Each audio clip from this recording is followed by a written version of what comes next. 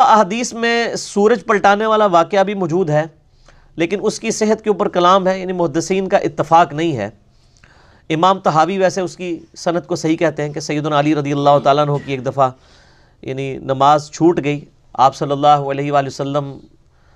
سیدنا علی کی گود میں یعنی سر رکھ کے سو گئے، اس دوران نماز ان کی چھوٹ گئی، اور وہ پھر اسی غم کے عالم میں مطلب انہوں نے رونا شروع کیا تو ان کے کچھ آنسو نبی علیہ السلام کے رخسار پہ لگے، تو آپ کی آنکھ کھل گئی، تو آپ صلی اللہ علیہ وآلہ وسلم نے دعا کی تو سورج واپس آ گیا۔ اس حدیث کے اوپر کلام ہے،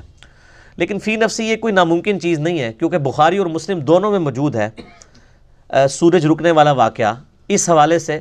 کہ یوشع ابن نون جو کہ سیدنا موسیٰ علیہ السلام کے خلیفہ اول ہوئے تھے، جب وہ بیت المقدس کی فتح کے لیے جہاد کر رہے تھے، تو صحیح بخاری اور صحیح مسلم دونوں میں آتا ہے، تو بخاری مسلم کے الفاظ ہیں کہ یوشع ابن نون کی دعا سے اللہ تعالیٰ نے سورج کو روک دیا، یہاں تک کہ مسلمانوں کو، اس وقت کے یہودی اور ظاہر مسلمان ہی تھے وہ، جب تک کہ انہوں نے نبی علیہ السلام کا انکار نہیں کیا تو اللہ تعالیٰ نے فتح دے دی۔ تو یہ واقعہ تو مطلب بخاری مسلم دونوں میں ہے، لہٰذا اگر کوئی سورج پلٹانے والے معجزے کو یا سورج روکنے والے معجزے کو اللہ کے اذن سے صحیح مانتا ہے تو اس میں کوئی عقیدے کی خرابی والا ایشو نہیں ہے، اس طرح کا واقعہ تو بخاری مسلم میں بھی موجود ہے۔ یوشع ابن نون نے دعا کی کہ اے اللہ ہمارے لیے سورج کو روک دے، کہ یعنی جو جمعے کا دن ہے ہمارے لیے لمبا کر دے جب تک کہ ہم کافروں پر غلبہ نہ پا لیں، چونکہ آپ کو پتہ ہے نا کہ شریعت اسلامیہ میں